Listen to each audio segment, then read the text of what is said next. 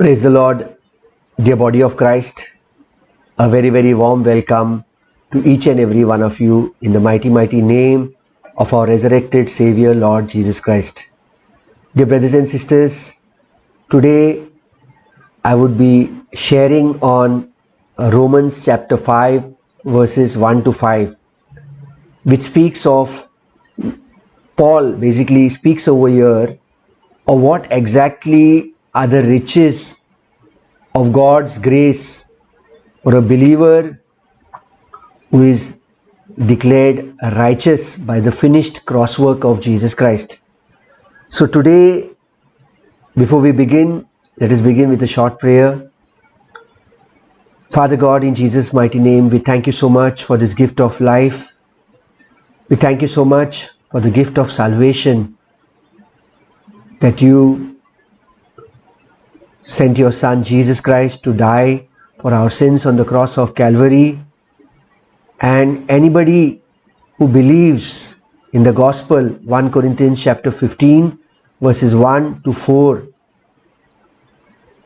that they believe not in vain the gospel which you have preached, that according to scriptures Jesus Christ died, Jesus Christ was buried, and according to scriptures on the third day Jesus Christ rose again. We thank you so much, for we are forgiven totally and completely by the finished cross work of Jesus Christ, by the blood shed by Jesus on the cross of Calvary. Today, as we study your word, we thank you for giving us the Holy Spirit and your inspired word through the word preserved by the Holy Spirit in the KJV Bible. We thank you so much for your Apostle Paul, for revealing to him the mystery program and through him to us. Today, we lift up all those who are watching and who are listening to this teaching, that you edify them and you bless them. As your word clearly says, pray without ceasing. Help us to know and understand that Paul too prayed without ceasing and thanked you in everything that happened in his life. We also want to thank you for everything that happens in our life. In every situation we want to praise you and we want to thank you. As your word also says in Romans 8:28, all things work together for good to those who love God and to those who are called according to his purposes. Thank you so much for every situation in our life, because you are making a way out for us through it. We thank you, Lord Jesus Christ, for everything in our life. In Jesus' name we make this prayer. Amen. So dear body of Christ, today I would be sharing on Romans chapter 5, verses 1 to 5. What exactly are the riches of God's grace that Paul speaks in Romans chapter 5, verses 1, 2, 3, 4, 5, that a believer receives by only trusting in the finished cross work of Jesus Christ. Dear brothers and sisters, I would be putting the scriptures onto my left over here on top. I'll be putting it in English as well as in Hindi. But I will be sharing this in English. So if anybody who is watching in Hindi can refer to the scriptures over here. Okay, मैं जो share कर रहा हूँ वो English में share कर रहा हूँ, लेकिन मेरे लेफ्ट साइड में मैं इंग्लिश और हिंदी में स्क्रिप्चर्स डाल रहा हूँ. So let us go to Romans chapter 5 verses 1, 2, 3, 4, 5, and before even approaching to these scriptures, before beginning the study, let us in brief see what Paul speaks in Romans chapter 1, Romans chapter 2, Romans chapter 3, Romans chapter 4 and chapter 5. Okay, before that, let us go to Romans chapter 5 verses 1, 2, 3, 4 and 5, which is our study today. Here Paul says in Romans chapter 5 verses 1, therefore, being justified by faith, we have peace with God through our Lord Jesus Christ. See over here, Paul says we have peace with God, not that God is angry at us and not that He's going to pour out His wrath on His children. Therefore, being justified by faith. The word therefore shows that there was something being spoken before Romans chapter 5 verses 1. So I will be in brief speaking on what Paul spoke in Romans chapter 1, 2, 3 and 4. Before that, let us go through the scriptures. Romans chapter 5 verses 2. By whom also we have access by faith into His grace, wherein we stand and rejoice in hope of the glory of God. Romans chapter 5 verses 3. And not only so, but we glory in tribulations also, knowing that tribulation worketh patience. Romans chapter 5 verses 4. And patience, experience, and experience, hope. Romans chapter 5 verses 5. And hope maketh not ashamed, because the love of God is shed abroad in our hearts by the Holy Ghost, which is given unto us. So dear body of Christ, as we approach these scriptures, we need to approach this study in a dispensational way by rightly dividing the word of truth. Knowing one thing, that today our faith, your faith and my faith under this dispensation of grace is not in any promise as Israel had in time past. Today your faith and my faith is not in any covenant as Israel had in time past, but your faith and my faith under this dispensation of grace today is in the finished crosswork of Jesus. Today there are many people who take Israel's promises and give it to the Gentiles under the dispensation of grace. I repeat it again, dear body of Christ. Today our faith is not in any promise or not in any covenant, how Israel's faith was in time past. But today under the dispensation of grace, where Paul is our apostle, Jesus Christ, the resurrected Lord God, is our Savior. Our faith is in the finished crosswork of Jesus Christ. Your faith and my faith is in the cross. Your faith and my faith is in what Christ did on the cross. That is what Christ has finished on the cross. That is the finished crosswork of Jesus. Jesus Christ finished the work. The work which was needed for our salvation is finished by Jesus on the cross of Calvary. Today your faith and my faith is not in any promise or is not in any covenant as Israel's faith was in time past. Today your faith and my faith is in the finished crosswork of Jesus Christ. It is in the blood which Jesus Christ shed on the cross of Calvary. It is in the finished crosswork of Jesus Christ. So today as we approach this study, let us approach this study in a dispensational way by rightly dividing the word of truth. If we read 2 Timothy chapter 2 verses 15, Paul speaks over here, study to shew thyself approved unto God, a workman that needeth not to be ashamed, rightly dividing the word of truth. So let us divide the word rightly today, knowing that today you and I are under the dispensation of grace, and your faith and my faith is in not any promise or not in any covenant as Israel in time past. Their faith was in a covenant, their faith was in a promise. Today your faith and my faith is not in any covenant, is not in any promise, but your faith and my faith is in the finished crosswork of Jesus. Your faith and my faith is in the blood that Jesus Christ shed 2000 years back, in what Christ has finished on your behalf and my behalf, forgiving us all our sins. Your faith and my faith is in the gospel, 1 Corinthians chapter 15 verses 1 to 4. Your faith and my faith is not in any promise or in any covenant as it was with the faith of Israel. Israel's faith was in the covenant and in a promise. I am repeating this over and over again because the theme of our message today in Romans chapter 5 verses 1 to 5 is based on this. But there are many people today who are taking the promises of Israel and the covenants of Israel and giving it to the Gentiles and giving it to people who are under the dispensation of grace today. So let us divide the word rightly, knowing that we are dispensationally approaching this study, Romans chapter 5 verses 1 to 5. What are the riches of God's What are the riches of God's grace? What exactly are the riches of God's grace?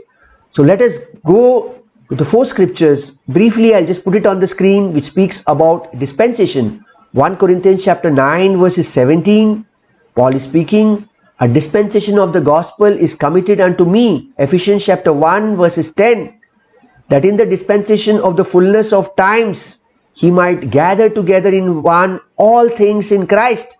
Today a Jew and a Gentile can be saved under the dispensation of grace by only believing in the finished crosswork of Jesus Christ. Ephesians chapter 3 verses 2. If you have heard of the dispensation of the grace of God which is given me to you word, it was given to Paul to give it to you and to me. Colossians chapter 1 verses 25. Whereof I am made a minister according to the dispensation of God, which is given to me to you for you to fulfill the word of God. It was given to Paul. Romans chapter 11 verses 13 speaks of Paul being an apostle of the Gentiles. So today, let God be true and let every man be a liar. Romans chapter 3 verses 4. It is not that we are following any tradition. It is not that we are following any teaching of any man. But let God be true. Because the Bible very clearly says, what saith the scripture? Romans chapter 4 verses 3. What saith the scriptures? Let us see what God has to say. Let us see what God has to speak about studying the word, the body of Christ. Today you and I don't study the word according to any tradition or according to how man teaches, unless and until that Bible college or that person teaches the way how the Bible teaches us how to study the word of God. No. We see the Bible speaks the word study 3 times, but only once the word study is used in 2 Timothy chapter 2 verses 15. 3 times the word study is used in the Bible. Ecclesiastes chapter 12 verses 12, 1 Thessalonians chapter 4 verses 11 and 2 Timothy chapter 2 verses 15. But only once how we need to study the word is spoken by Paul. 2 Timothy chapter 2 verses 15. So let God be true and let every man be a liar. What saith the scriptures?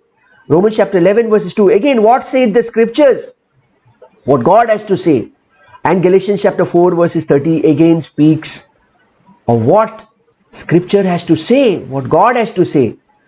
So today, the body of Christ, let us know what Paul is speaking in the first 4 chapters. Just a brief explanation. If we open Romans chapter, because why am I telling you a brief introduction to Romans chapter 1, Romans chapter 2, Romans chapter 3, Romans chapter 4 and 5? Because we need to understand what Paul speaks in Romans chapter 5, because in Romans chapter 5 there is a change about what Paul is speaking.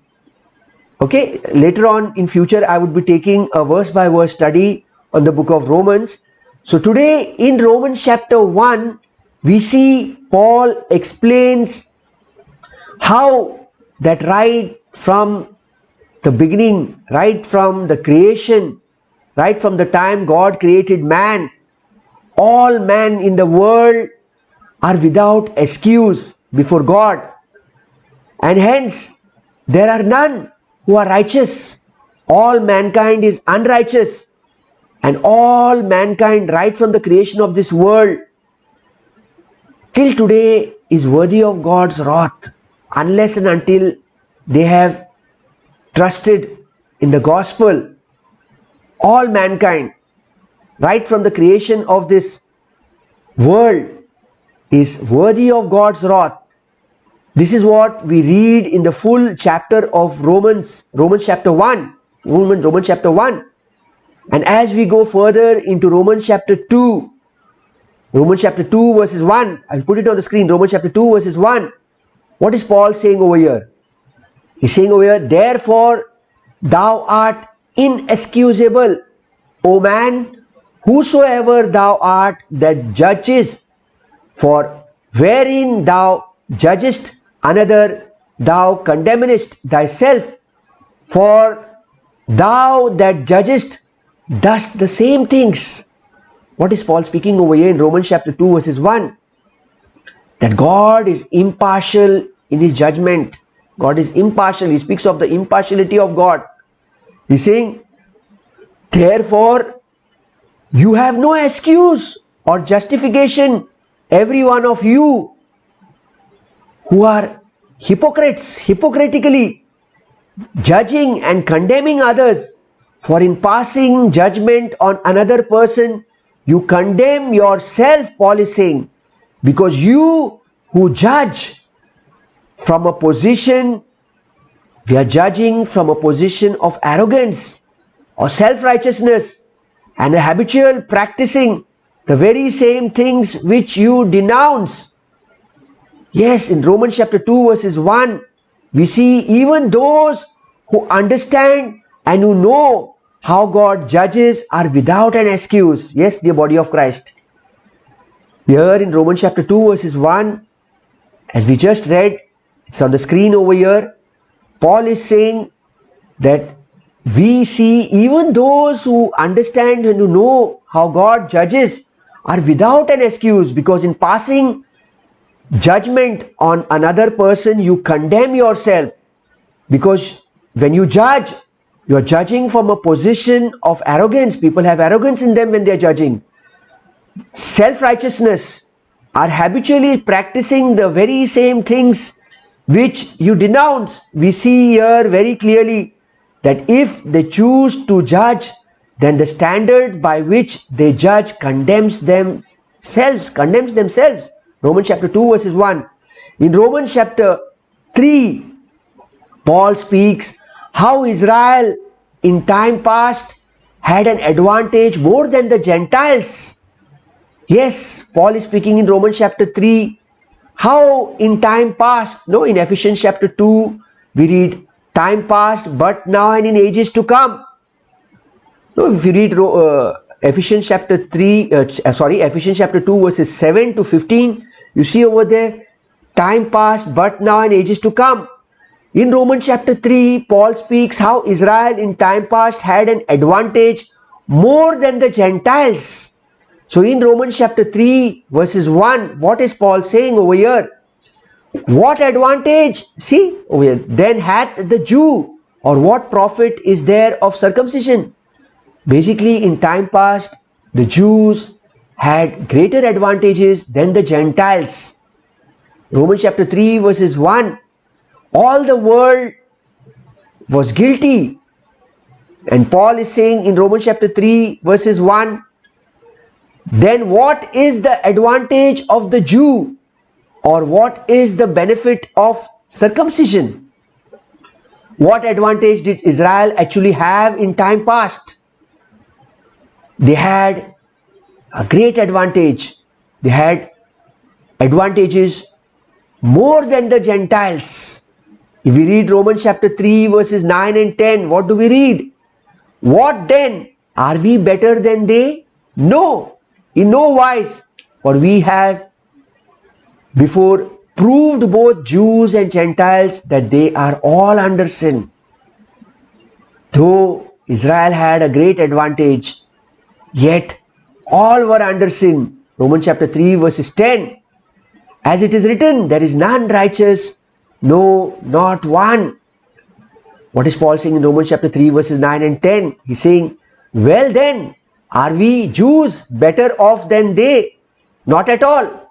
For we have already charged that both Jews and Greeks, that is both Jews and Gentiles, are under the control of sin and subject to his power. And in verses 10, we see Paul speaking as it is written. As it is written means it is forever written, no? What says the scripture? It is forever written. There is none righteous, no one that meets God's standard, not even one person. Let us also read Romans chapter 3 verses 21 and 22. What Paul is saying over here. But now the righteousness of God without the law is manifested, being witnessed by the law and the prophets. What is he saying in verse 21 over here? He's basically speaking of, but now the righteousness of God has been clearly revealed, Paul is saying. Independently it is revealed and completely it is revealed apart from the law, though it is actually confirmed by the law and the words and the writings of the prophets. In verse 22, Romans chapter 3 verses 22, what is Paul saying over here in Romans chapter 3 verses 22? He's saying over here, even the righteousness of God which is by faith of Jesus Christ unto all and upon all them that believe, for there is no difference. The righteousness of God over here, Paul is saying, comes through faith in Jesus Christ. Romans chapter 3 verses 22. It comes through faith in Jesus Christ. For all those, both the Jews and the Gentiles, who believe, no, Paul is saying over here, who believe, for them and upon them that believe, that is those who trust in him, those who acknowledge Jesus Christ as the Son of God. There is no distinction, there is no difference today. Paul then in Romans chapter 3 verses 28, what he says, let us read Romans chapter 3 verses 28. Therefore we conclude that a man is justified by faith without the deeds of the law. Paul is concluding. He's saying, for we maintain that an individual, that a person is justified by faith distinctly apart from the works of the law. That means apart from the observance of which has nothing to do with justification. That is being declared free of guilt of sin and made acceptable to God. So Romans chapter 3 verses 28, therefore we conclude, Paul is concluding that a man is justified by faith without the deeds of the law. It means without any works. So Romans chapter 3 verses 28, what do we come to understand? We come to understand about justification by faith without the deeds of the law. Now let us go to Romans chapter, we saw Romans chapter 1, what Paul is speaking, Romans chapter 2, what Paul is speaking, Romans chapter 3, what Paul is speaking. Now let us go to Romans chapter 4. Romans chapter 4, Paul says that justification by faith is not only for the Jews, but also for the Gentiles. Open up your Bibles to Romans chapter 4 verses 16. Romans chapter 4 verses 16. We see over here what Paul is saying, therefore it is of faith that it might be by grace to the end the promise might be sure to all the seed, not to that only which is of the law, but to that also which is of the faith of Abraham, who is the father of us all. Oh, dear body of Christ, we see over here in Romans chapter 4 verses 16, in Romans chapter 4, full Romans chapter 4, we see Paul giving us names of two people, giving us examples of two people. One is Abraham and David as examples of Israel's father and Israel's heritage. And what Paul is basically saying over here, that even these people, Abraham and David, how were they justified? They were justified by faith, because both Abraham and David had both committed sins. Let us read Romans chapter 4 verses 16 once more. Therefore it is of faith that it might be by grace to the end the promise might be sure to all the seed, and not to that only which is of the law, but also which is of the faith of Abraham, who is the father of us all. this father of us all, he's not speaking of the Gentiles, he's speaking of the Jews. And further on, if we see Paul even quoting David. I'll just put up the scripture. Paul even quotes David. Yeah, you can read the full chapter of Romans 4. You see Paul quoting David also over there. Paul speaking about David also. So here in Romans chapter 4 verse 16 he says, therefore inheriting the promise depends entirely on faith. Therefore it is of faith. That means inheriting the promise depends entirely on faith. He's speaking about Israel over here. That is confident trust in the unseen God, in order that it may be given as an act of grace, that is his unmerited favor and mercy, so that the promise will be legally guaranteed to the descendants of Abraham, not only for those Jewish believers who keep the law, but also for those Gentile believers. Paul is quoting over here, for us all. Abraham, who is the father but to Jewish believers, but also to the Gentile believers. So dear body of Christ, here basically Paul is speaking about Israel. And he's speaking about Abraham, who is the father of all Israel. Now what is Romans chapter 4 talking about? Romans chapter 4 is speaking about the Jews and how even in their program it was by faith. And here Paul uses the examples of both David and Abraham, that it might be by grace even to them. He's speaking of Israel, okay? Romans chapter 4 is speaking about Israel over here. So we see here at any time period, nobody in the past, nobody was saved by their works. There was a time in the past history that God wanted and God required Israel to do works, which what the covenant was, but which what that old covenant spoke of. But those works, again, those works were not the means by which they were saved. It was not by those works which they were saved. It was the faith that God looked. It was the faith that God looked. The man of faith would do what God says, and so God looks at their heart over there. He looks at the faith and they have towards God, and then the obedience of faith performed in that particular covenant. And then in Romans chapter 4 verses 20, what do we read? In Romans chapter 4 verses 20, we read, he staggered not at the promise of God through unbelief, but was strong in faith, giving glory to God. What do we read here about Abraham?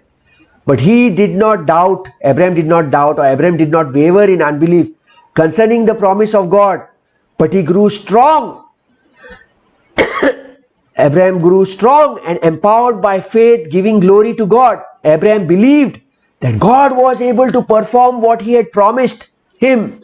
That is, Abraham, whatever God had promised Abraham, God believed that God was able to perform.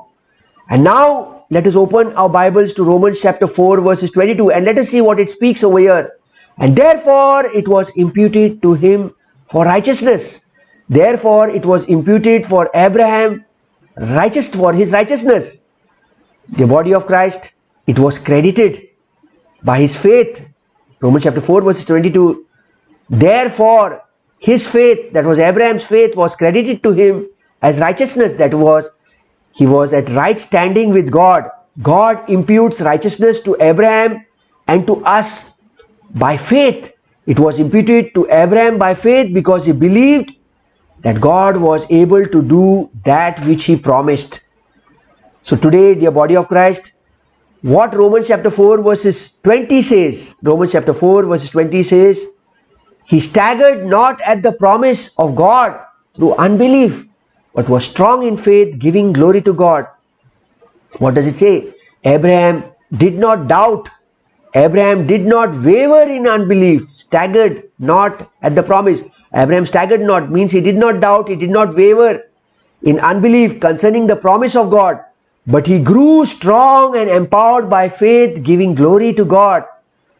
And we see this. Now I'm taking this scripture, Hebrews chapter 11 verses 6. But before that, let us know that all scripture, right from Genesis to Revelations, is for us. But all scripture is not addressed to us. Here also in Romans chapter 4, Abraham is speaking about Israel. He's speaking about Israel. He's speaking about Abraham being the father of us all. That is the father of Israel. Okay. So here in 2 Timothy chapter 3 verses 16, it says, all scripture is given by inspiration of God and is profitable for doctrine, for reproof, for correction, for instruction in righteousness. So I'm taking a scripture from Hebrews chapter 11 verses 6 for our doctrine, for our reproof. All scripture is for us, but all scripture is not addressed to us. Hebrews chapter 11 verses 6 speaks about faith. Yes. Whatever is spoken in Hebrews chapter 11 verses 6 about faith, even Paul speaks about faith in the book of Romans. No? Romans chapter 10 verses 14 to 17, he speaks about faith. So in Romans chapter 11 verses 6, what is it said over here? But without faith it is impossible to please God. It was impossible without faith for the Israelites to please God, and it is impossible today for us also to please God. We read in the book of Romans, Paul speaking about faith. Faith cometh by hearing, and by hearing the word of God. So, Hebrews chapter 11 verse 6, without faith it is impossible to please God, for he that cometh to God must believe that he is, and he is a rewarder of them that diligently seek him. Without faith it is impossible to please God, to walk with God. For whoever comes near God must necessarily, the Bible says, must necessarily believe that God exists. And when he believes that God exists, God rewards those who earnestly and diligently seek him. So 2 Timothy chapter 3 verse 16, I'm taking scriptures from throughout the Bible for our doctrine, for our reproof, for our correction. Let us know one thing, we do not come under any covenant, we do not come under any promise. We come under the fellowship of the mystery. Ephesians chapter 3 verses 9. No?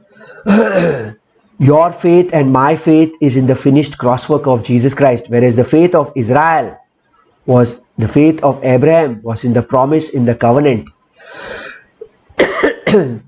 Now when we see back into Romans chapter 1, we see man never thanked God, nor did man glorify God as their God. If ever they would have had faith in the living God, they would be glorifying God, which they never did. We see this even in the book of Genesis. Between Cain and Abel, we see Cain lacked faith. In Romans chapter 4, we see Abraham had faith in what God had promised him, and Abraham glorified God. That's why God imputed it to him, imputes it to him for his righteousness, for righteousness. God's righteousness is imputed into Abraham's account. It was not that Abraham did some good work. It was not Abraham's worthiness. It was not Abraham's behavior which was very, very good, which pleased God, or Abraham did not believe in himself being righteous. Abraham was a sinner, and yet we see God imputed him for righteousness. God justified him because God saw his faith and his willingness. God saw his choice, where Abraham glorified God alone by his faith. So it's the same with Paul, with us today. It's the same with you. It's the same with you and me today. Paul speaks in Romans chapter 4 verses 23 and 24. Please open up your KJV Bibles to Romans chapter 4 verses 23 and 24. What is Paul speaking over here in Romans chapter 4 verses 23? He basically speaks that it was not written for his sake alone, for Abraham's sake alone. It was imputed to him, but for all of us to whom believe, it is also imputed. Now, it was not written for his sake alone, that it was imputed to him. Now, not for his sake alone was it written, that it was credited to him. Not for only the sake of Abraham was it written, Go to verse 24. What verse 24 says? But for us also, to whom it shall be imputed if we believe on him that raised up Jesus our Lord from the dead, saying, but for our sake also, it was written, for our sake also, to whom righteousness will be credited to your account and my account, if you believe and if I believe in him who raised Jesus our Lord from the dead. Today we need to believe and have faith in the finished crosswork of Jesus Christ, the body of Christ. We see Abraham's faith. And all that in Israel was in a promise. Your faith and my faith is not in the promise. Your faith and my faith is not in the covenant. Your faith and my faith today under the dispensation of grace is in the cross, in the blood shed by Jesus Christ, in what Jesus Christ did on the cross of Calvary. Your faith and my faith is in the finished crosswork of Jesus, the body of Christ, because it was that crosswork which was needed for your salvation and my salvation, for our salvation. Let us go to Romans chapter 4 verses 25. Who was delivered for our offenses and was raised again for our justification. This is a gospel, dear body of Christ. Who was delivered for our offenses and was raised for our justification. No, this was somewhat what Paul speaks in 1 Corinthians chapter 15 verses 1, 2, 3, 4. No, if you read 1 Corinthians chapter 15 verses 1, 2, 3, 4, which is the gospel. Moreover, brethren, I declare unto you the gospel which I preached unto you, which also you have received and wherein ye stand. 1 Corinthians chapter 15 verse 2. By which also you are saved, if you keep in memory what I preached unto you, unless you have believed in vain. Verses 3. For I delivered unto you first of all that which I also received, how that Christ died for our sins according to scriptures. 1 Corinthians chapter 15 verses 4. And that he was buried, and that he rose again the third day according to scriptures. So you see over here, this is the gospel, 1 Corinthians chapter 15 verses 1 to 4. And when you read Romans chapter 4 verses 25, what do you read over here? You see over here, who was delivered for our offenses. That means who was betrayed, who was crucified because of our sins. Jesus Christ, who was betrayed and who was crucified because of our sins, who was delivered for our offenses and was raised again for our justification. And Jesus Christ was raised from the dead because of our justification, our acquittal, absolving us of all sins before God. This is what I just read now from 1 Corinthians chapter 15 verses 1, 2, 3, 4, what Paul speaks in Romans chapter 4 verses 25. Here we see the gospel which is also in 1 Corinthians chapter 15 verses 1 to 4, where Christ was delivered for our offenses. He was shed, his blood was shed that we should be forgiven. He died, he was buried, and he rose again on the third day according to scriptures. Today we are justified by faith in the finished crosswork of Jesus Christ. In Romans chapter 4, dear body of Christ, we read what Paul writes about the faith of Israel and about their destination. When we read Romans chapter 4 fully, if you have time, you please read Romans chapter 4 fully. Paul basically speaks about the faith of Israel. He speaks about Israel's destination. Today, you and I, we too, under the dispensation of grace, are justified by faith in what Christ has already finished on the cross. Today, our faith, as I spoke in the beginning, I repeat it again. Today, our faith, your faith and my faith under the dispensation of grace is not in any promise or is not in any covenant. As in time past, it was for Israel. Israel's faith was in the promise or a covenant. Today, your faith and my faith is not in any promise, is not in any covenant. But your faith and my faith under the dispensation of grace, our faith is in the finished crosswork of Jesus Christ. Today, there are many people who are taking the promises and taking the covenants of Israel and giving it to the Gentiles. I am repeating it over and over again, dear body of Christ. Today, your faith and my faith is not in any promise. Your faith and my faith is not in any covenant. But your faith and my faith is in the finished crosswork of Jesus Christ, in what Christ has paid for us on the cross of Calvary. The body of Christ.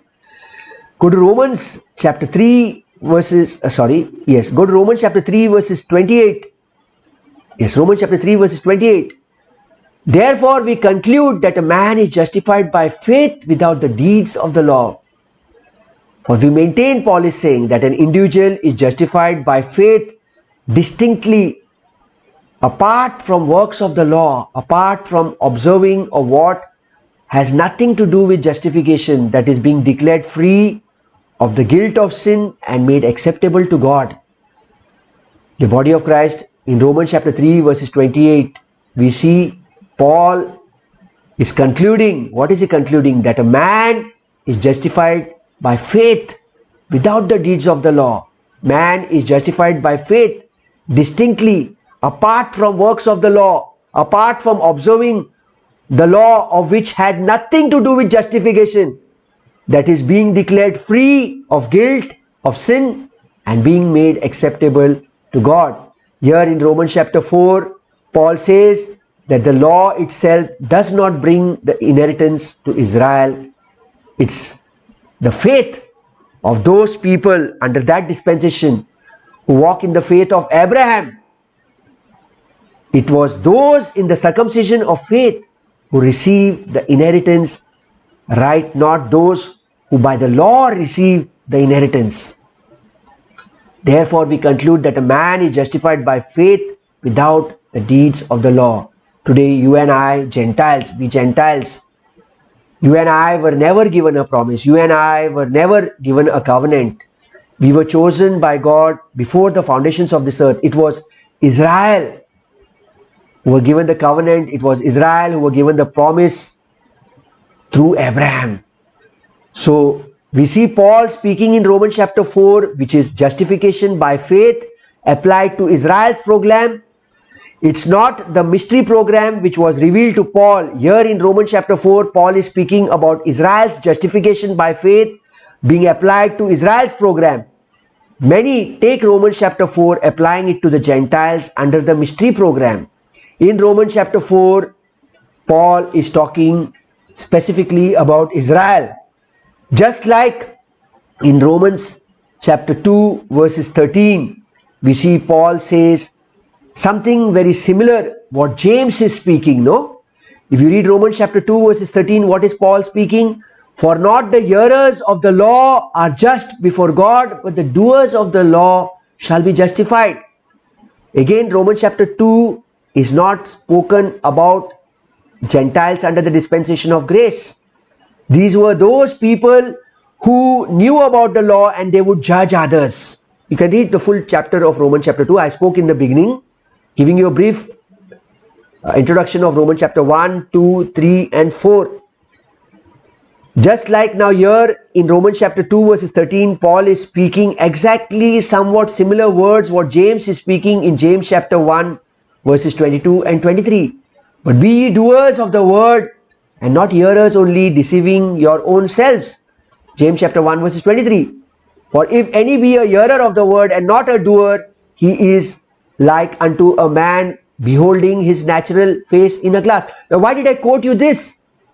This is again not spoken to you and to me under the dispensation of grace, because if you read James chapter 1 verses 1, you clearly see James is basically speaking to, I'll put it on the screen, James is basically speaking this to the 12 tribes which are scattered abroad. You can see it over here, James chapter 1 verses 1. James, a servant of God and of the Lord Jesus Christ, to the 12 tribes which are scattered abroad, greetings. So James is speaking to the 12 tribes of Israel over here. The same thing what Paul speaks in Romans chapter 4, that just like Israel would be justified by faith under Israel's program, today you and I also will be justified by faith. So now, dear body of Christ, let us begin with Romans chapter 5 verses 1, 2, 3, 4, 5, which is our topic. I know the topic must have gone a little bit longer, but it was important for us to understand. Romans chapter 5 verses 1. Before that, let us know one thing, that Romans chapter 5 speaks about the riches of God's grace. You can just go to Ephesians chapter 1 verses 7. What is the riches of God's grace? It says, in whom we have redemption through his blood, the forgiveness of sins according to the riches of his grace. Now Romans chapter 5 verses 1 to 5 speaks of the riches of grace, God's grace, the riches of God's grace. Ephesians chapter 2 verses 7, that in the ages to come he might shew the exceeding riches of his grace in his kindness. The riches of his grace. Romans chapter 5 verses 1, 2, 3, 4, 5. We will be going through that. And Ephesians chapter 3 verses 8 again speaks of the riches of Christ. Unto him who am less than the least of all saints is that grace given that I should preach among the Gentiles the unsearchable riches of Christ. As we read Romans chapter 5 verses 1, 2, 3, 4, 5, we will see the riches of God's grace. We will see the unsearchable riches of Christ. Let us go to Romans chapter 5 verses 1. Therefore, being justified by faith, we have peace with God. We have peace with God through our Lord Jesus Christ. What does it say over here? Therefore, since we have been justified, that is, we are acquitted of sin, we are declared blameless before God by faith. Paul is saying, let us grasp this very fact that we have peace with God. And not only the peace with God, we also have a reconciliation with God through our Lord Jesus Christ, who is the Savior, the Anointed One, who is our Messiah, who is God. Christ, Lord Jesus Christ means the Messiah and the Anointed One. Let us take this phrase, justified by faith. Now, justified by faith is opposite to works required by faith. I'll just put up the scripture. Romans chapter 10 verses 4 and 5. Open up your Bibles to Romans chapter 10 verses 4 and 5. We'll just take this part, justified by faith, which is speaking Romans chapter 5 verses 1, justified by faith. Justified by faith is opposite, it is in contrast to the works required by faith. Romans chapter 10 verses 4 and 5. For Christ is the end of the law for righteousness to everyone that believeth. So today you and I are not justified by works of the law, but you and I are justified by faith, because Christ is the end of the law. And Romans chapter 10 verses 5. For Moses describeth the righteousness which is of the law, that the man which doeth those things shall live by them. So you see over here, Romans chapter 10 verses 4 and 10 verses 5 is a contrast between the works required and how we are justified by faith. James chapter 2 verses 21 again is a contrast required by faith. Was not Abraham our father justified by works when he had offered Isaac his son upon the altar? So Romans chapter 5 verses 1, which I just now read, justified by faith. Romans chapter 5 verses 1, justified by faith. We have peace with God. The next phrase is, we have peace with God. Again, peace with God is opposite to the wrath of God. Romans chapter 5 verses 1, we have peace with God, which is in contrast to being under wrath. Today you and I are not under the wrath of God. Romans chapter 1 verses 18. Romans chapter 1, no man had any excuse, because all of them were under the judgment of God.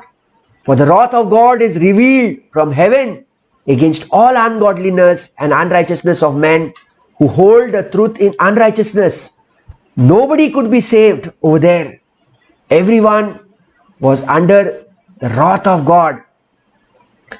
Go to Romans chapter 4 verses 15. Because the law worketh wrath, for where no law is, there is no transgression. So you see over here, Romans chapter 5 verses 1. Therefore, being justified by faith, in contrast to the works required by faith. I quoted Romans chapter 10 verses 4 and 5 over here, and James chapter 2 verses 21. And then if you go to Romans chapter 5 verses 1, again you see over here, we have peace with God, which is in contrast to being under wrath. It is in contrast to being under wrath. Romans chapter 1 verses 18 and Romans chapter 4 verses 15.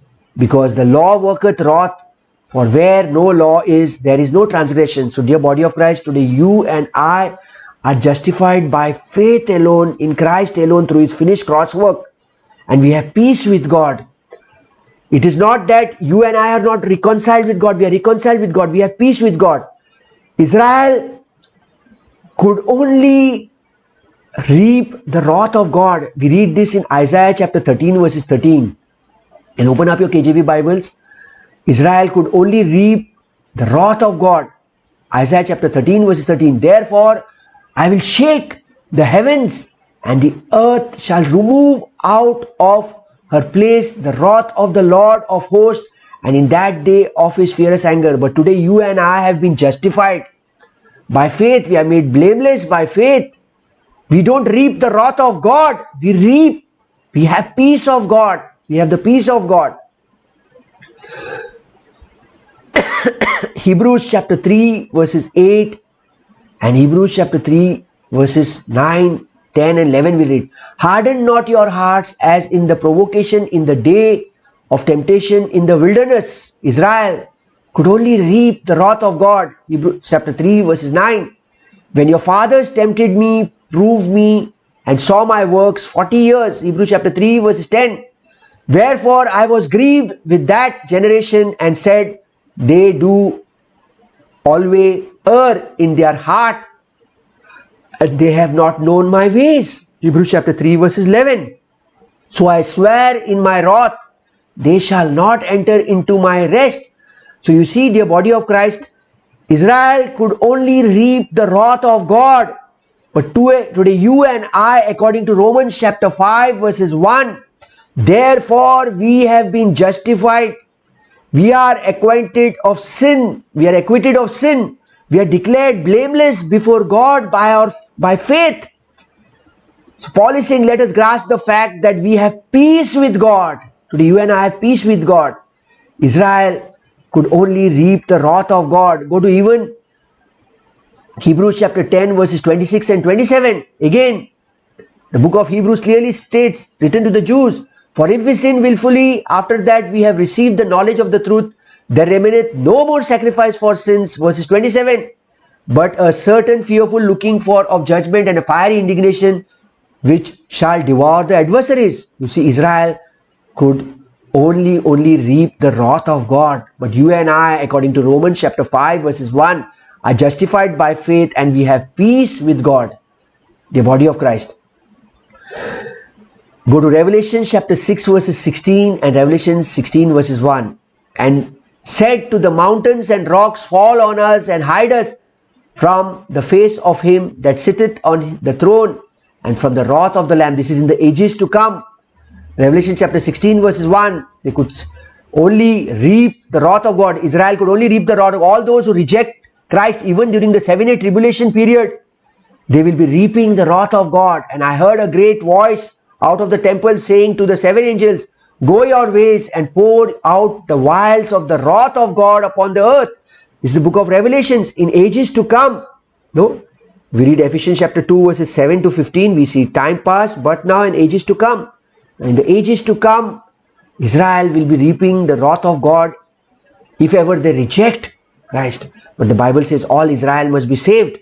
So all those who reject Jesus Christ during the 7-year tribulation period, they will be facing the wrath of God. You and I, dear body of Christ, are not subject to God's wrath. We are justified by faith and we have peace with God. Romans chapter 5 verses 1. Go to 1 Thessalonians chapter 5 verses 9. For God had not appointed us to wrath, but to obtain salvation by our Lord Jesus Christ. God has not appointed you and me to face his wrath, but to obtain salvation by our Lord Jesus Christ. Romans chapter 5 verses 1. You and I are justified by faith and we have peace with God. You and I have peace with God. We are justified by faith. We are declared blameless before God by faith. So Paul is saying, let us grasp the fact that we have peace with God and the joy of reconciliation with Him. Peace with God, that means God has reconciled with man today. If you read 1 Thessalonians chapter 5, just now which I put, 1 Thessalonians chapter 5 verses 9. 1 Thessalonians chapter 5 verses 9 is opposite to 1 Peter chapter 4 verses 17. For the time is come that judgment must begin at the house of God. And if it is first begins at us, what shall the end of them that obey not the gospel of God?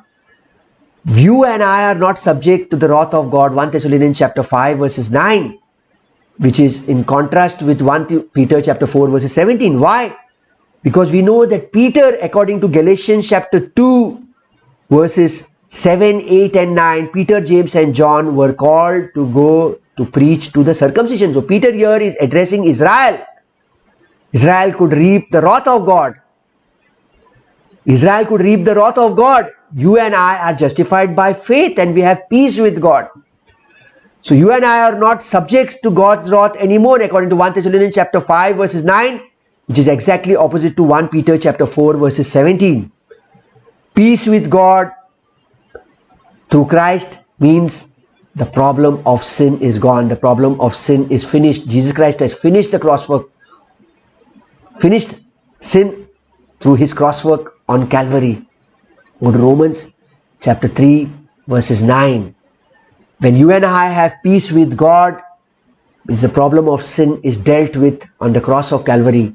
Now we know that what things soever the law saith, it saith to them who were under the law, that every mouth may be stopped and all the world may become guilty before God. Today, you and I are forgiven by the finished cross work of Jesus Christ. God is no longer holding a rod, or He is not condemning you for your sins. Today you and I are reconciled with God. Go to 2 Corinthians chapter 5 verses 19, 20 and 21. To wit, that God was in Christ reconciling the world unto Himself, not imputing their trespasses unto them, and hath committed unto us the word of reconciliation. Man and God were enemies, but today, through the finished cross work of Jesus Christ, there is reconciliation between two parties, reconciliation between God and between man. To wit, that God was in Christ reconciling the world unto Himself, not imputing. God is not pointing out to your sin anymore. God is telling, see, your sin is finished on the cross of Jesus Christ. God is not pointing out to you, saying, calling out to your name and saying, see, you have sinned, you have sinned. God is saying, see, your sin is in my son's body, on my son's body, not in. Your sin is on my son's body.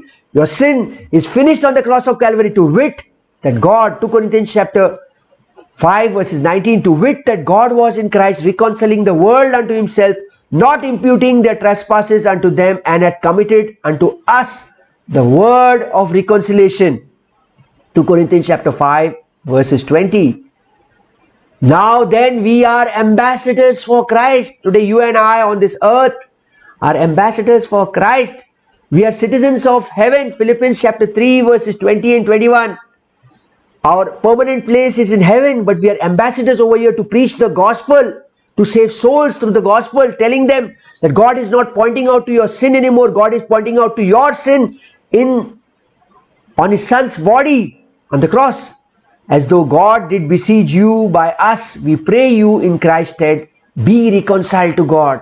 God is offering His hand to you, saying that, see, I finished your sin on the cross of Calvary. I finished your sin on my son's body on the cross of Calvary. Everything is finished. So be reconciled to God. Have faith in the gospel. 1 Corinthians chapter 15 verses 1 to 4. 2 Corinthians chapter 5 verses 21. 2 Corinthians chapter 5 verses 21. For He hath made Him to be sin. God made Jesus Christ to be sin for us, who knew no sin. Jesus Christ knew no sin, that you and I be made righteousness of God in Him. The body of Christ. We see God is not condemning you, condemning me for our sins. You and I are reconciled. Christ is our peace. reconciling us by the blood of the cross. Go to Colossians chapter 1 verses 20.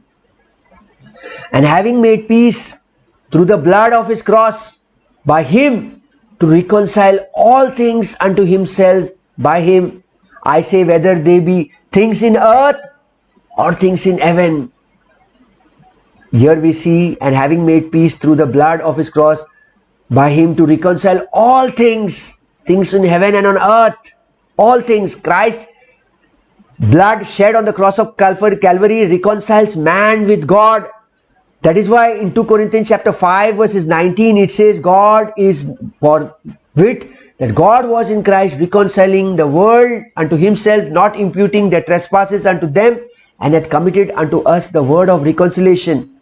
So Colossians chapter 1 verses 20, and having made peace through the blood of his cross, by him to reconcile all things. God has made peace through the blood that Jesus Christ shed on the cross of Calvary, the body of Christ. Now as we go further on, you can read even Ephesians chapter 2 verses 3 through 18. I'll just put it. It speaks about how there is peace today between us and between God because of the blood shed by Jesus Christ. Ephesians chapter 2 verses 3. Among whom also we have had our conversation in time past, in the lusts of our flesh, fulfilling the desires of the flesh and the mind, and were by nature the children of wrath in time past. But today we have peace with God. Ephesians chapter 2 verses 4. But God, who is rich in mercy, for his great love wherewith he loved us, verses 5, even when we were dead in sins, hath quickened us together with Christ. By grace we are saved. You are saved. Yes, you see over here, even when we were in our sins, we were dead in our sins. That time, Romans chapter 5 verses 8, that is the time Christ died for us, when we were still sinners. Not that we had stopped sinning and then Jesus Christ died. No, when we were still sinners, Christ died for us. Ephesians chapter 2 verses 6, and hath raised us up together and made us together in heavenly places in Christ Jesus. God has raised us up in Christ. Ephesians chapter 2 verses 7, that in the ages to come he might shew the exceeding riches of his grace in his kindness towards us through Christ Jesus. Ephesians chapter 2 verses 8, for by grace are you saved through faith, and not of yourselves, it's a gift of God. Ephesians chapter 2 verse 9, not of works, lest any man should boast. Ephesians chapter 2 verses 10, for we are his workmanship, created in Christ Jesus unto good works, which God had before ordained that we should walk in them. Ephesians chapter 2 verses 11, wherefore remember that you, being in time past Gentiles in the flesh, who are called uncircumcision by that which is called a circumcision in the flesh made by hands. Why am I giving you these scriptures, dear brothers and sisters in Christ? Because we see even in Ephesians chapter 2 verses 3 to 18, Christ is our peace, where you and I are reconciled with God by the blood of the cross, by the finished cross work of Jesus Christ, by the blood which Jesus Christ shed, finishing everything on the cross of Calvary. Go to Ephesians chapter 2 verse 12. That at that time you were without Christ, being aliens from the commonwealth of Israel and strangers from the covenants of the promise, having no hope and without God in the world. So you and I were without covenants and without promise. Your faith and my faith were not in any covenant or any promise. Your faith and my faith today is in the finished cross work of Jesus Christ, is in the blood that Jesus Christ shed on the cross of Calvary. But now in Christ Jesus, ye who were far are made nigh by the blood of Christ.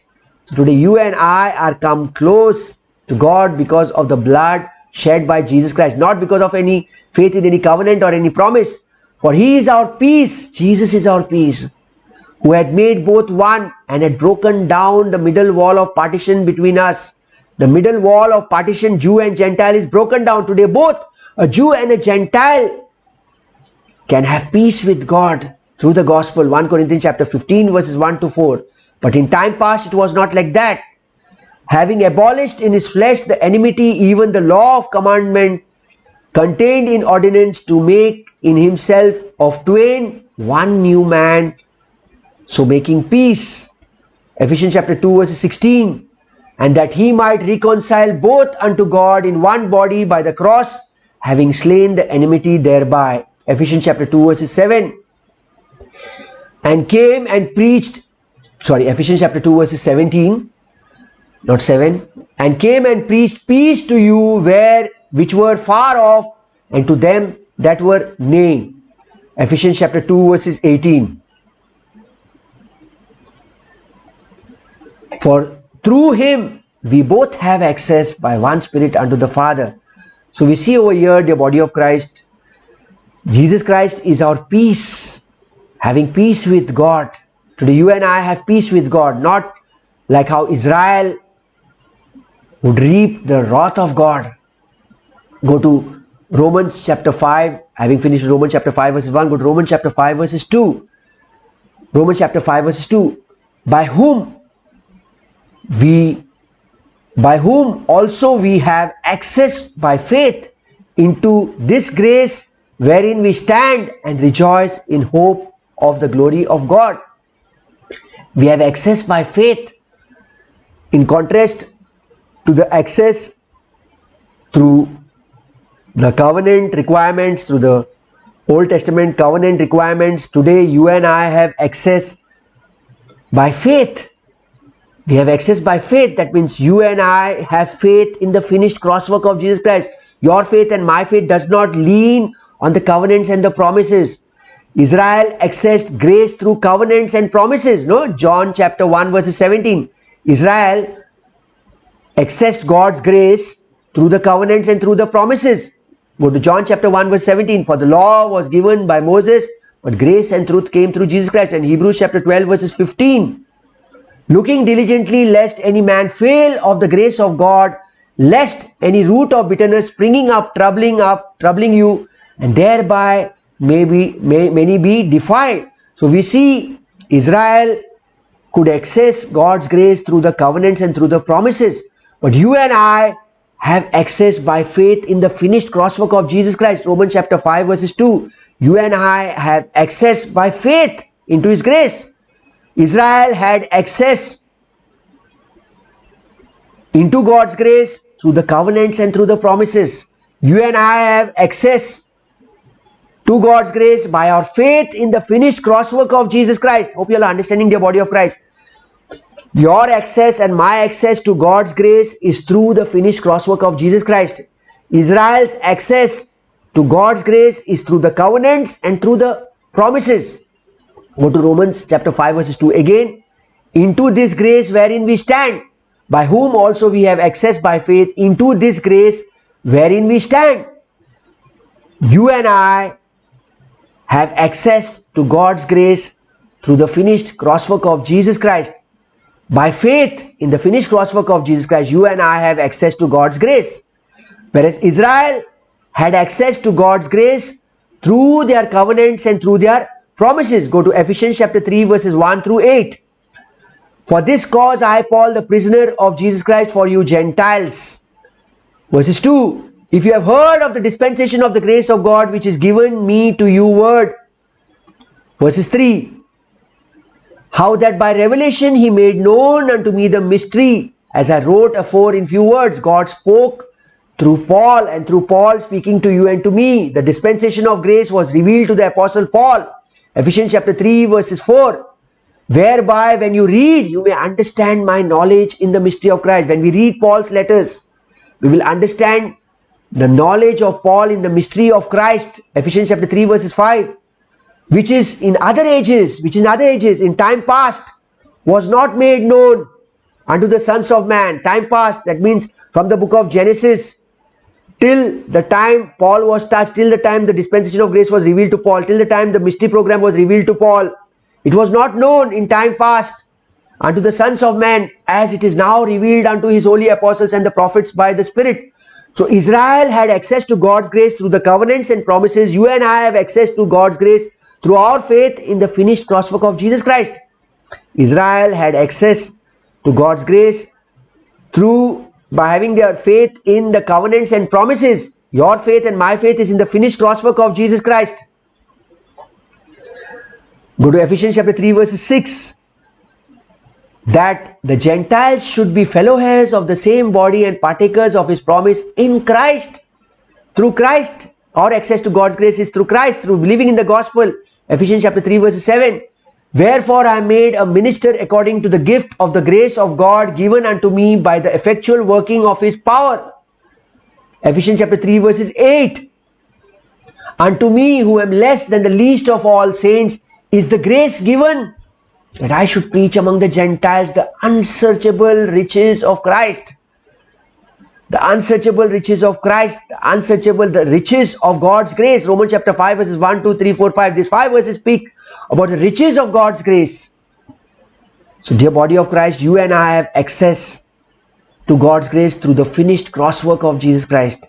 Israel had access to God's grace through their covenant, by they having faith in the covenants and the promises of God. I'll take one more scripture, Ephesians chapter 3 verses 9. What does it speak over here? And to make all men see what is the fellowship of the mystery. You and I do not come under the new covenant. You and I do not come under the old covenant. If you read Hebrews chapter 8 verses 8, 9 and 10. I've given in my past teachings, you can refer there. That God made his new covenant with the nation of Israel and with Judah. Not with the Gentiles. But with you and me is the fellowship of the mystery. Ephesians chapter 3 verses 9. And to make all men see what is the fellowship of the mystery which from the beginning of the world had been hid in God who created all things by Jesus Christ. So dear body of Christ, you and I have the fellowship of the mystery, that is Christ in me. Colossians 1:27. Christ in me is the hope of glory. Dear body of Christ, this is the truth. This is the positional truth, which means that it is not based on any condition. It cannot be removed. It is not conditional. This is a positional truth. You and I are positioned in Christ. You and I are already saved by the finished cross work of Jesus Christ. Your standing and my standing is in grace. Your standing and my standing is not conditional. We are positioned in Christ. It is completed.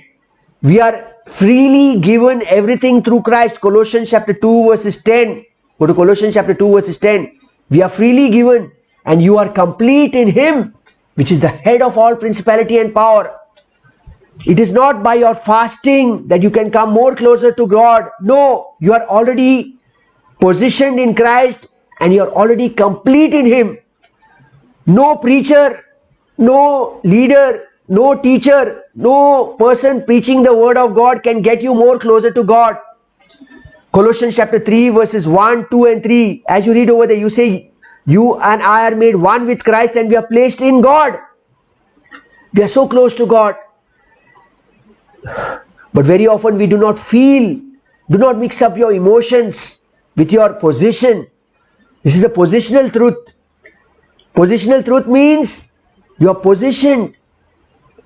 Your identity is you are in Christ. You are complete in Christ. Colossians chapter 2 verses 10. There's nothing more work what you can do to come more closer to Christ. Our standing is in grace. We are completed.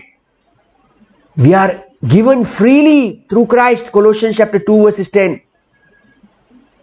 Again go to Romans chapter 5 verses 2. Rejoice in the hope of the glory of God, by whom also we have access by faith into his grace, wherein we stand. No, this is wherein we stand means by the our faith in the finished cross work of Jesus Christ. You and I are positionally placed in Christ. It is not conditionally. It is because of what Christ has done. That is why you and I are placed over there. Go to the next phrase. Rejoice in hope of the glory of God. Rejoice in hope of the glory of God. What is the hope of the glory of God? Go to Colossians chapter 1 verses 24 to 27. No, Romans chapter 5 verses 2. I am speaking on the phrase rejoice in hope of the glory of God. How can you and I rejoice in the hope of glory of God?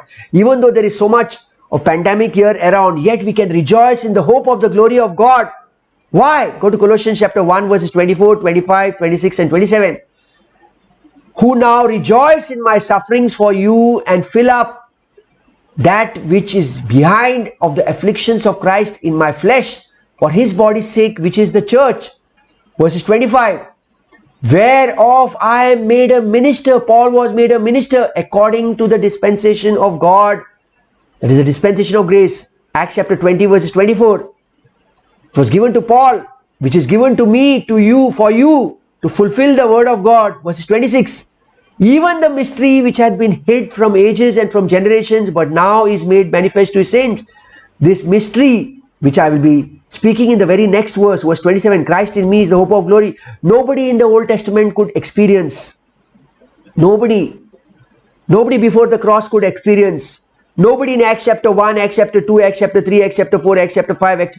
But you and I can experience it because God revealed it to the Apostle Paul through a revelation. Galatians chapter 1 verses 11 and 12. Paul never received it from any man, but he received by a revelation from Jesus Christ. Even the mystery which had been hid from ages and from generations, but now is made manifest to his saints. What is that mystery, dear body of Christ?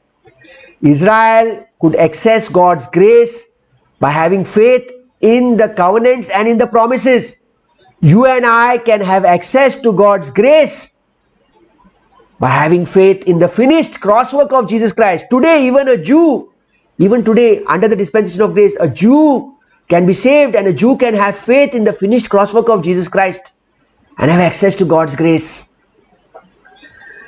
Even the mystery, Colossians chapter 1 verses 26, even the mystery which had been hid from the ages and from generations, but now is made manifest to his saints.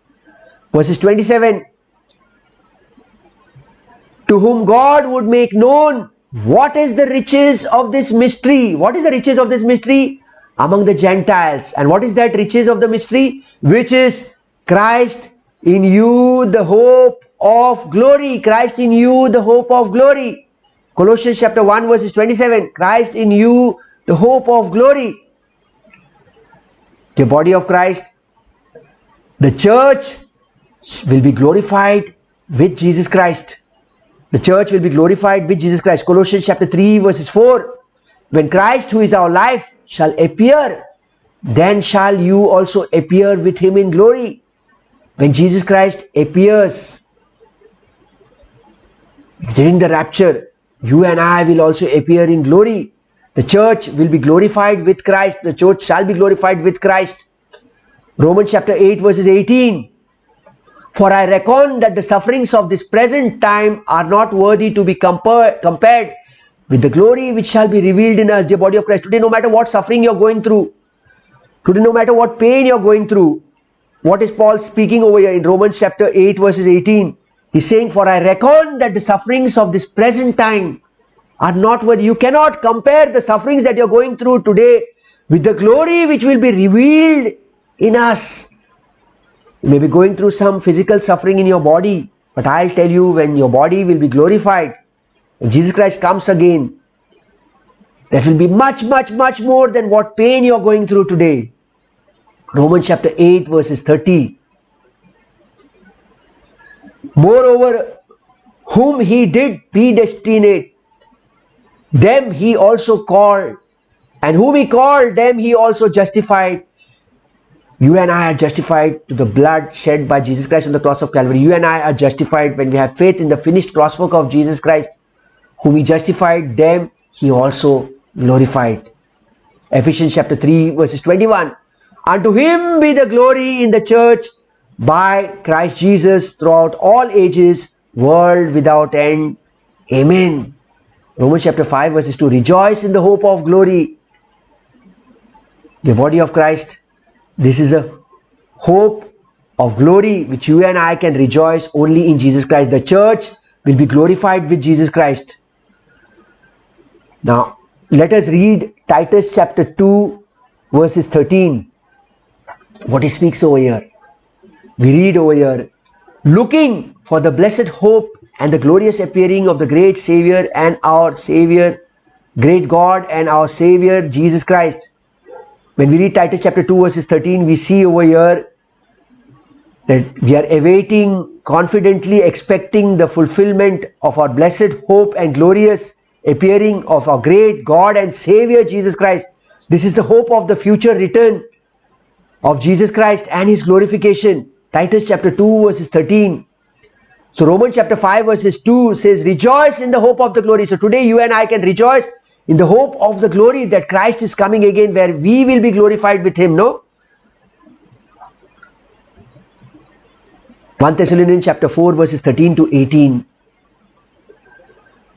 We will be receiving a glorified body. 1 Corinthians chapter 15 verses 51 to 56.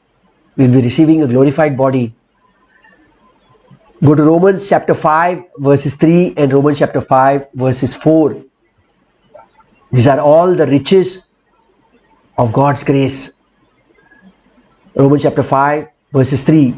And not only so, but we glory in tribulations also, knowing that tribulation worketh patience.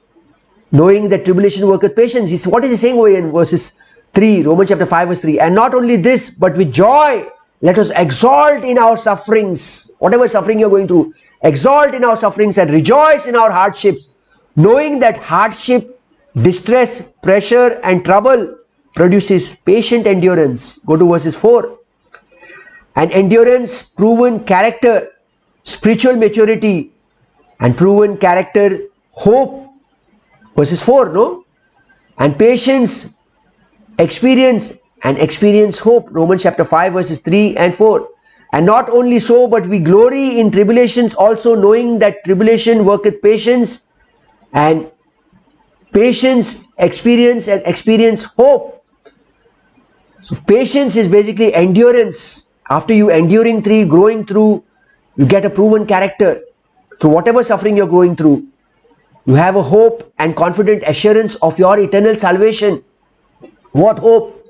Hope of eternal salvation. In Romans chapter 5 verses 3, what is Paul saying? Glory in tribulations. Not about having no tribulations, but he's saying glory in your tribulations. Whatever suffering you're going through, whatever pain you're going through, ignore all of those things and just glory in whatever pain you're going through. If you go to 2 Corinthians chapter 12 verses 8, 9, 10, what do we see Paul over here? Paul has a thorn in the flesh. He has an infirmity in his body. And 3 times he prays to Jesus to take away this thorn from his flesh. Paul is saying in 2 Corinthians chapter 12 verses 8, for this thing I besought the Lord thrice, 3 times he prayed, that it might depart from me. Verses 9. And he said unto me, 3 times Paul prayed, and Jesus answered him, but did not answer him the way Paul desired that he should receive. My grace is sufficient for thee, for my strength, Paul is saying, my strength is made perfect in weakness. Most gladly, therefore, will I rather glory in my infirmities, that the power of Christ may rest upon me. The body of Christ. There are people who give testimonies about their healings. There are people who give testimonies about their good things. But here you see Paul giving his testimony, Paul glorifying in his infirmities. Why? The power of Christ, because the power of Christ may rest upon me. It is only when you're weak can you experience the abundance of God's grace.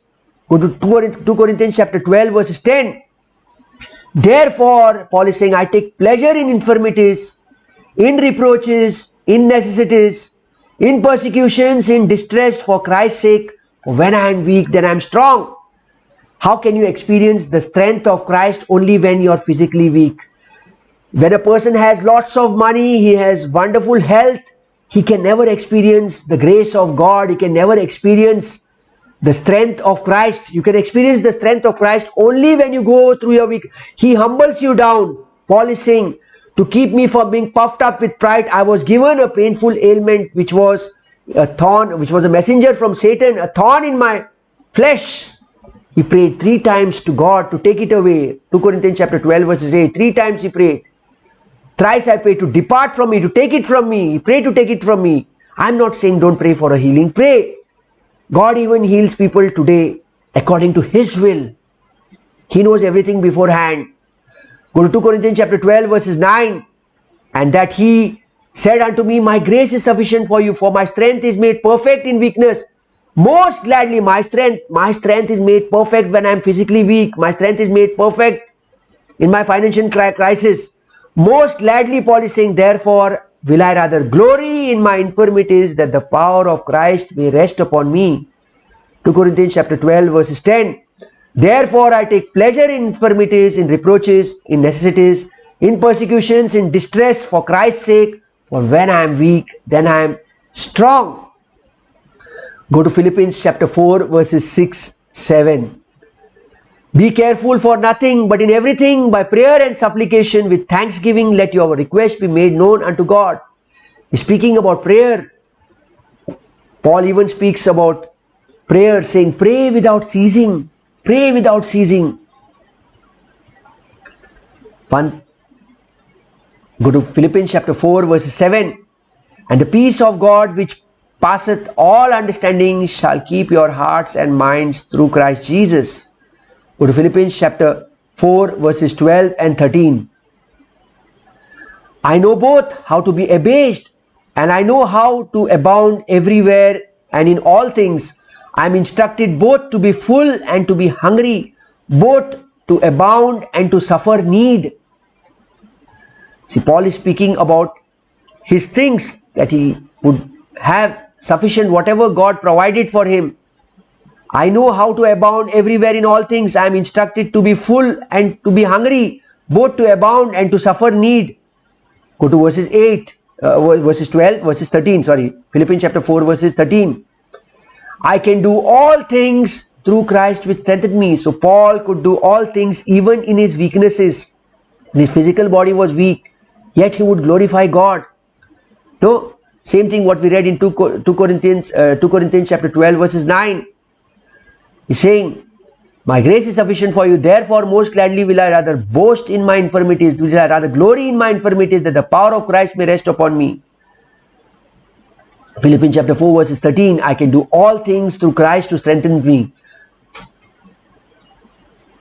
Romans chapter 5 verses 3, let us see, knowing, he's speaking of the word knowing over here, and not only so, but we glory in tribulations also, which I just explained now, knowing that tribulation worketh patience, knowing for glory to occur, for a glory to take place, we should know some things by faith. 2 Corinthians chapter 4 verses 17.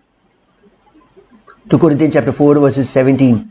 For our light affliction, the little small sufferings of ours which we are going through, which is but for a moment, for a small short period of time, worketh for us far more exceedingly an eternal weight of glory. This light sufferings what we are going through is for a short period of time.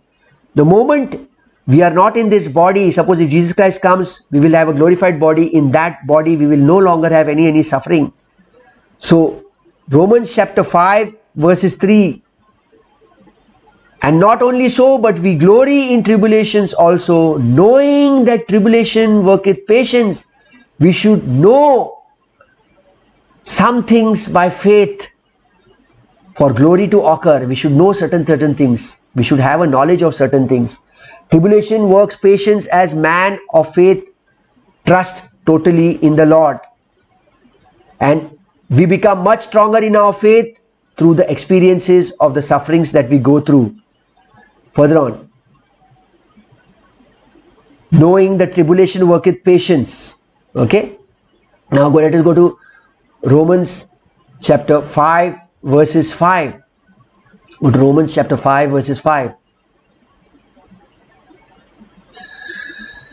We read over here, and hope maketh not ashamed, because the love of God is shed abroad in our hearts by the Holy Ghost which is given unto us. You see over here, and hope maketh not ashamed, because the love of God is shed abroad in our hearts by the Holy Ghost which is given to us. Such hope, the hope which is in God's word, never disappoints us. The hope which God gives us under the dispensation of grace never disappoints us. The hope in what God spoke through the Apostle Paul, that 2 Corinthians chapter 5 verses 1 and 2, that this earthly tent of ours will be destroyed and we will receive a heavenly one.